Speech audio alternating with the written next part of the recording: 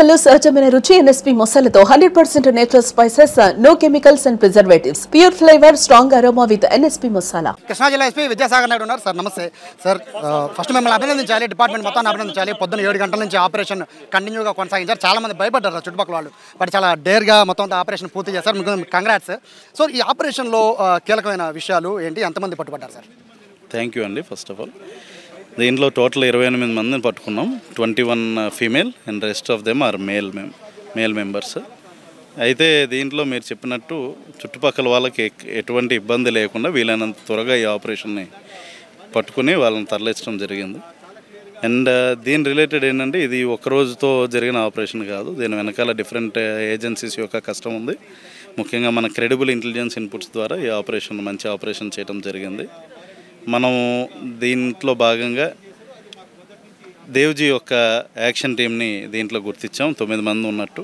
అంతేకాకుండా మిగిలిన వారు ఎవరైతే హిడ్మా యొక్క 19 మంది బెటాలియన్ మెంబర్స్ ఉన్నారో వాళ్ళని కూడా ఈ టీంలో ఉన్నట్టు గుర్తించాం. హిడ్మా ఎన్కౌంటర్ తర్వాత అక్కడి నుంచి వచ్చిన ఇన్ఫర్మేషన్ ద్వారా పట్టుకున్నారు అనేది ఒక వార్త నడుతుంది. సార్ ఏం జరిగింది అంటే ఇన్ఫర్మేషన్ ఎగ్జాక్ట్గా ఎక్కడి నుండి వచ్చింది అన్నది that is not for us to reveal it అండి. But only thing is we can tell that hour agencies are working very well. Andhra Pradesh police is working very well under leadership of DG garu, CM garu and everyone. So they have done a very excellent job today. Information flow is there.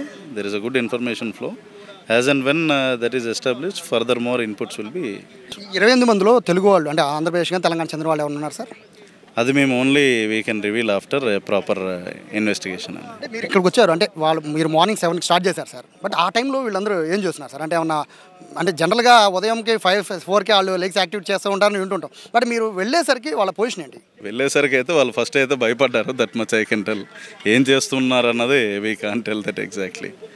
అంటే వాళ్ళు ఎదురు తిరగడం కానీ అంటే ప్రతిదాడి చేయడం కానీ అలాంటి చేశారు సార్? ప్రతిదాడి అయితే ఏం లేదండి. ఫస్ట్ ఆఫ్ ఆల్ అక్కడికి వెళ్ళడంతోనే దే విల్ బి స్కేర్డ్.